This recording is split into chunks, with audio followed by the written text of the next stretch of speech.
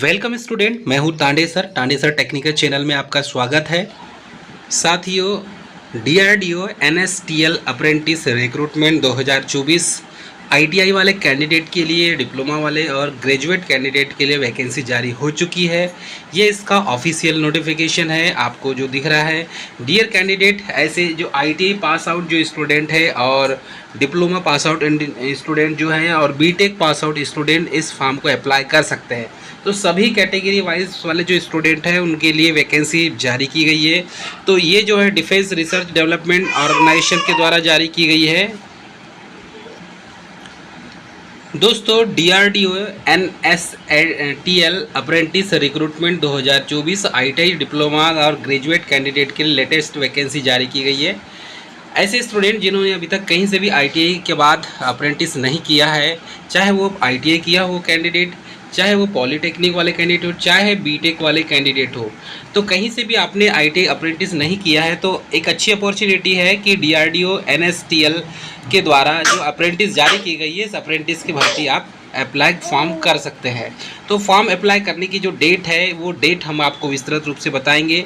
Dear student, जो channel हमारे में नए हैं, तो हमारे चैनल में जो कैंडिडेट अभी नए नए जुड़े हुए हैं उससे मैं रिक्वेस्ट करूंगा कि हमारे चैनल को सब्सक्राइब, लाइक और शेयर जरूर कर दें, ताकि आपको पल पल की ऐसी एग्ज़ाम की और वैकेंसी की और रिलेटेड अप्रेंटिस ITI और कैंडिडेट के लिए, डिप्लोमा कैंडिडेट के लिए, बीटेक कैंडिडेट के लिए अपडेट आपको प्राप्त होती रहे। डियर कैंडिडेट, यहाँ पर हम बात करेंगे DRDO NSTL अप्रेंटिसशिप 2024। तो DRDO NSTL की ओर से ITI वाले candidate, diploma candidate, graduate candidate के लिए अप्रेंटिस रिक्रूटमेंट निकाली गई है, जिसका ऑनलाइन फॉर्म भरना शुरू हो चुका है। और इसमें DRDO NSTL अप्रेंटिसशिप का ऑल इंडिया कैंडिडेट के लिए ऑनलाइन फॉर्म जारी किया गया है। किसी भी स्टेट का कैंडिडेट फॉर्म अप्लाई कर सकता है। DRDO NSTL अप्रेंटिस ITI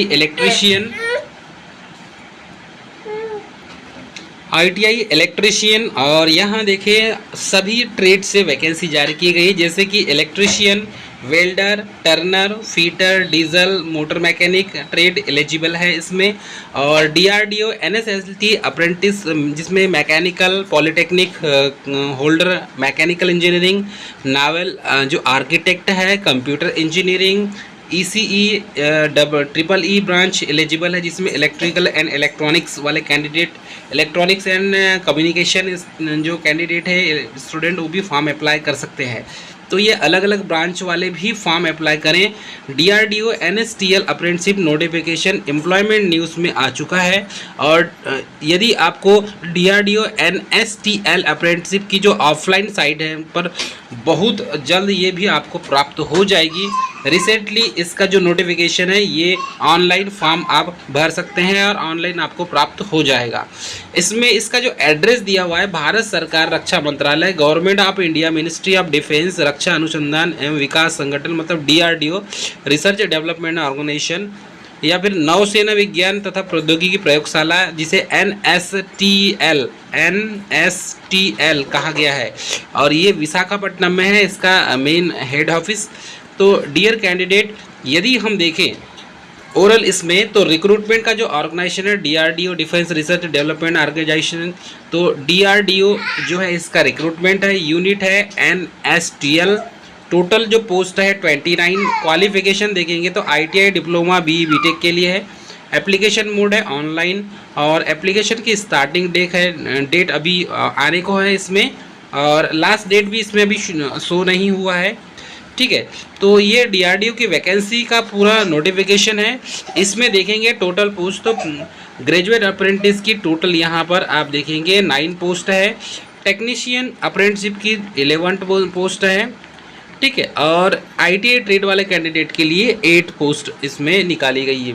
तो इसमें ITI वाले कैंडिडेट NCVT और SCVT वाले दोनों फॉर्म अप्लाई कर सकते हैं। ठीक है, अब इसमें DRDO NSTL अप्रेंटिसशिप वैकेंसी और इसकी सैलरी की बात करें हम यहाँ पर, तो क्वालिफिकेशन के आधार पर सैलरी मिलती है, सभी को आपको पता है। जैसे BTech ग्रेजुएट अप्रेंटिस टेक्नीशियन है, तो टेक्निकल वालों के लिए टोटल 9 पोस्ट है और 9,000 इसमें स्टाइपेंड पर मंथ है। टेक्नीशियन डिप्लोमा वाले कैंडिडेट के लिए यदि हम देखें तो इसमें अप्लाई कौन कौन कर सकते हैं बीटेक में? Mechanical engineering, novel architect, computer science engineering, electronics communication engineering और इलेक्ट्रिकल एंड इलेक्ट्रॉनिक्स इंजीनियरिंग। इस ब्रांच के कैंडिडेट फॉर्म अप्लाई कर सकते हैं। वैसे डिप्लोमा अप्रेंटिस के लिए कंप्यूटर साइंस इंजीनियरिंग, ठीक है, electrical and electronics engineering, mechanical engineering, chemical engineering और डीसीसीपी। तो ये टोटल 11 पोस्ट है इसमें और 8,000 इसमें पर मंथ स्टाइपेंड आपको प्राप्त होगा। अब बात करेंगे आईटीआई ट्रेड अप्रेंटिस के लिए, तो इसमें photographer, digital photographer, electrician, welder, Turner, fitter, diesel and motor mechanic, total 9 post इसमें है और एज पर गवर्नमेंट नॉर्म्स के अनुसार लगभग जो है 8,000 रुपये कुछ इसमें भी स्टाइपेंड मिलता है। हो सकता है स्टाइपेंड की जो लिमिट है वो बढ़ सकती है, गवर्नमेंट के द्वारा अभी नया नोटिफिकेशन भी जारी किया गया है, संशोधन में स्टाइपेंड का जो है पैसा भी बढ़ाया गया है। तो डियर कैंडिडेट, ऐसे जिन्होंने कहीं से भी फॉर्म अभी तक अप्रेंटिस नहीं किया है वही कैंडिडेट फॉर्म अप्लाई करेंगे। अदरवाइज़ जिसने फॉर्म अप्लाई कर लिया है या फिर कहीं से अप्रेंटिस कर लिया है तो आप फॉर्म ना भरें। एज की लिमिट यदि देखें अप्रेंटिस फॉर्म भरने की एज की लिमिट, तो age limit minimum age limit 18 साल है और मैक्सिमम इसकी लिमिट कोई लिमिट नहीं है। एज लिमिट यदि देखें तो 1 अप्रैल 2024 से दिया गया है। उसके बाद देखेंगे हम तो डीआरडीओ की एप्लीकेशन फ़ीस। इसमें एप्लीकेशन फ़ीस किसी भी कैटेगरी ओबीसी ईडब्ल्यूएस के लिए कोई फ़ीस नहीं है। एप्लीकेशन फ़ीस आप जो जनरल कैंडिडेट है, ओबीसी जनरल कैंडिडेट, एससी/एसटी कैंडिडेट के लिए इसमें अप्रेंटिसशिप की कोई फ़ीस नहीं ली जाएगी। अब देखें डीआरडीओ एनएसटीएल अप्रेंटिस का सिलेक्शन की प्रोसेस क्या होगी। तो सिलेक्शन की प्रोसेस के लिए मेरिट लिस्ट निकलेगा, आपके 10th की जो परसेंटेज है और आईटीआई के परसेंटेज के आधार पर ही 50-50% दोनों में काउंट किया जाता है और उसके आधार पर मेरिट लिस्ट तैयार की जाती है। उसके बाद डॉक्यूमेंट वेरिफिकेशन होगा, मेडिकल टेस्ट होगा और फिर सिलेक्शन होगा, डायरेक्ट फाइनल मेरिट लिस्ट निकाली जाएगी। डीआरडीओ एनएसटीएल अप्रेंटिस इम्पोर्टेंट नोटिस की बात करें तो all qualification must be Indian मतलब इंस्टीट्यूशन से होना चाहिए। रेगुलर जिसमें आप देखेंगे तो रजिस्ट्रेशन बीटेक डिप्लोमा कैंडिडेट के लिए ये जो है www.natseducation.gov.in इस पोर्टल पर सिर्फ बीटेक और डिप्लोमा वाले कैंडिडेट इसमें आप रजिस्ट्रेशन करेंगे और आईटीआई वाले जो कैंडिडेट हैं उनके लिए www.apprenticeship.india.gov.in पर जाके रजिस्ट्रेशन करना है। तो इसमें आईटीआई वाले कैंडिडेट करेंगे और इसमें पॉली और बी वाले कैंडिडेट रजिस्ट्रेशन करेंगे। तो ये थोड़ा सा आपको याद रखना है, ठीक है। फिर regular candidate have completed their education their qualification during 22, 23, 24 are only eligible candidate. तो रेगुलर जो कैंडिडेट है वही फॉर्म अप्लाई करेंगे। यदि किसी ने पार्ट टाइम यदि डिप्लोमा या आईटीआई या बीटेक किया हो तो वो फॉर्म अप्लाई ना करे, उसका फॉर्म रिजेक्ट हो जाएगा। Candidate with post graduate qualification are not eligible to apply. तो जो आईटीआई वाली पोस्ट के लिए सिर्फ और सिर्फ आईटीआई वाले कैंडिडेट ही अप्लाई कर सकते हैं। Candidate who have already undergone apprenticeship training at present undergoing.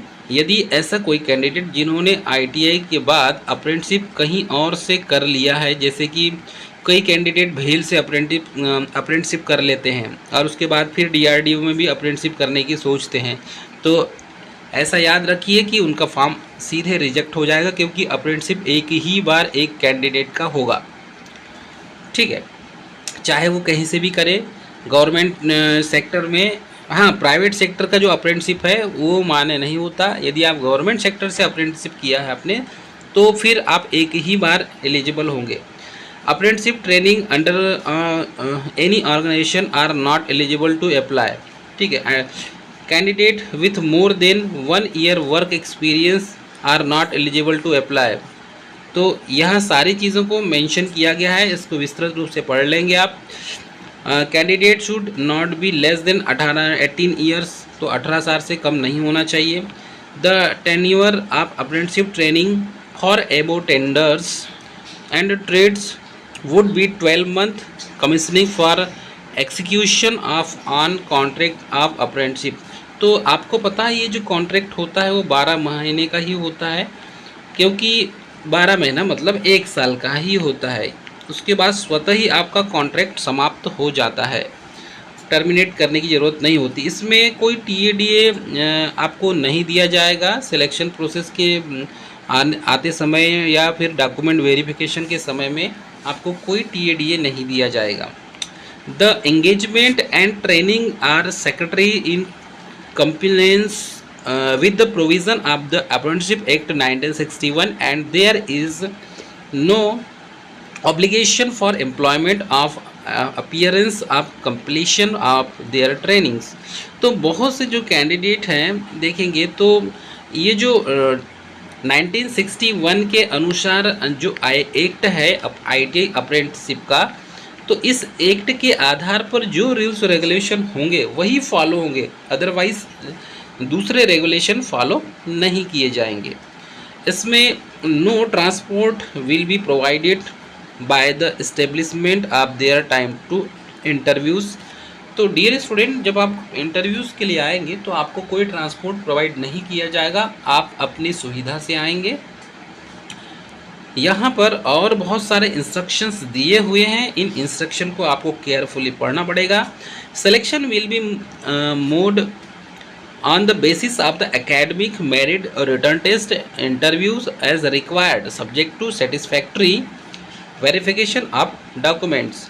तो सिलेक्शन की जो प्रोसेस है, जैसे एकेडमिक मेरिट लिस्ट बनेगी, रिटर्न टेस्ट होगा, इंटरव्यू हो सकता है, उसके आधार पर ही आपका डॉक्यूमेंट वेरिफिकेशन के आधार पर ही सिलेक्शन की मेरिट लिस्ट तैयार होगी और आपको ये सभी चरणों से गुजरना होगा।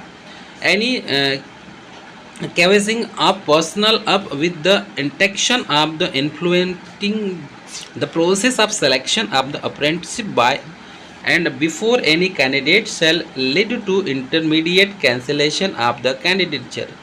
तो यहाँ पर यदि आपका कोई दूसरी जगह आपका सिलेक्शन होता है तो यहाँ स्वतः ही आपका जो है सिलेक्शन कैंसिल हो जाएगा। NSTL रिज़र्व ऑल राइट्स, क्योंकि NSTL के पास सारे राइट्स रिजर्व रहेंगे, चाहे वो चाहे तो रिक्रूटमेंट को कैंसिल कर सकता है या भर्ती न ले, ये उसकी रिस्पॉन्सिबिलिटी होगी। The number of apprenticeship mention above are only indicative and may changes at the later stage depending on the final assessment of eligibility application received। जब तक पूरा कंप्लीट डॉक्यूमेंट वेरिफिकेशन से लेकर पूरा कंप्लीट प्रोसेस नहीं हो जाएगा तब तक आपका पूरा सिलेक्शन फाइनल सिलेक्शन नहीं माना जाएगा। The candidates are advise to enable their direct beneficiary transfer DBT with Aadhaar card and also their bank account should be sent linked synchronized with Aadhaar card for the purpose of transfer of government stipend to bank account। तो जैसे मैंने आपको बताया था, इस point की हम बात करें तो मैंने एक DBT के बारे में आपको बताया भी था। तो अब क्या है, अकाउंट पहले क्या होता था कि स्टेट गवर्नमेंट, क्योंकि इसमें पैसा स्टाइपेंड कैसा आता है, स्टेट गवर्नमेंट और सेंट्रल गवर्नमेंट ये दोनों का पैसा आता है। तो स्टेट गवर्नमेंट का इसमें 20% होता है, सेंट्रल गवर्नमेंट का 80% होता है, ऐसे 100% जो है वो स्टाइपेंड मिलता है। तो स्टाइपेंड अब क्या होगा कि दोनों का जो है वो direct DBT direct beneficiary transfer DBT के आधार पर आपको डायरेक्ट आधार नंबर से लिंक होना चाहिए आपका अकाउंट, और रजिस्टर्ड होना चाहिए और KYC किया हुआ होना चाहिए। आपको डायरेक्ट आपके अकाउंट में पैसा आएगा। तो आपको ये जो है DBT वगैरह सब करवाना पड़ेगा, आपको अपने अकाउंट को लिंक करवाना पड़ेगा ताकि डायरेक्ट जो है स्टाइपेंड आपके अकाउंट में आए। इसके बाद suppression of fact will be led to disqualification at any stage the selection process during the training period. यदि आपके द्वारा कुछ ऐसा अनैतिक कार्य किया जाता है तो आपका जो सिलेक्शन है स्वतः ही निरस्त कर दिया जाएगा। अब बहुत सारे स्टूडेंट फॉर्म अप्लाई कैसा करें, ये बड़ी दिक्कत और दुविधा होती है, तो मैं स्टूडेंट को बता दूं साथियों, how to apply DRDO NSTL apprenticeship 2024। आपको क्या करना है, सबसे पहले तो रजिस्ट्रेशन करना है। मैंने आपको रजिस्ट्रेशन बता दिया। Before filling the application candidate shall ensure that the fulfil the eligibility criteria and other norms. तो सबसे पहले तो ये देख ले कि आपने ITI किया है कि पॉलिटेक्निक किया है कि BTech किया है, क्योंकि यहाँ पर जो अप्रेंटिस निकाली गई है DRDO NSTL के द्वारा, तो इसमें ITI पॉलिटेक्निक और BTech तीनों स्टेज के लिए, तीनों कैटेगरी वालों वर्ग वालों के लिए वैकेंसी जारी की गई है। तो इसको आपको अच्छे से देखना है। आप यदि ITI किए हैं तो आपको www.apprenticeshipindia.gov.in के ऑफिशियल साइट में जाकर आपको रजिस्ट्रेशन करना है। Candidate are requested to fill up the correct detail, ठीक है। और इसमें आपको एक चीज़ दिया गया, the candidate registered in the respective portal are required to submit their scanned copy of application prescription form to email ID, ठीक है। अब आपको जो है सबसे पहले तो रजिस्ट्रेशन करना है, उसके बाद आपको रजिस्ट्रेशन करने के बाद डॉक्यूमेंट फिल करना है, पूरा फॉर्म भरना है, और इसमें टोटल करेक्ट पूरी डिटेल देना होगा आपको एप्लीकेशन, और अपलोड करना होगा आपको डॉक्यूमेंट पूरी कॉपीज़, ये मैंडेटरी है documents. The marks obtain the disqualifying exam are any mentions percentage in case of CGPA. Candidate are requested to convert the CGPA into the percentage as per their university norms, and same will be verified during documents verification. फिर documents are required to bring a sign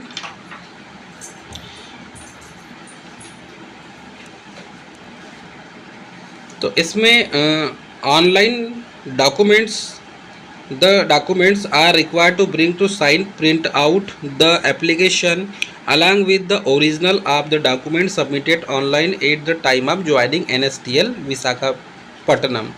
तो आप जब document verification last time जाएंगे तो original document आपको लेके जाना पड़ेगा ताकि आपका वेरिफिकेशन हो सके। Online application are received after the last date will not be accepted incomplete or partially filled application form will not be accepted। तो लास्ट डेट के बाद तो आपको पता है एक्सेप्टेड नहीं होगा। तो अब आपको करना क्या है, मैं आपको विस्तृत रूप से बता दूं। आपको निकटतम कैफ़े में जाना है और आपको अप्रेंटिस का फॉर्म भरना है। तो डियर स्टूडेंट, ये थी मोस्ट इम्पॉर्टेंट जानकारी। मिलेंगे नेक्स्ट वीडियो में, तब तक के लिए जय हिंद।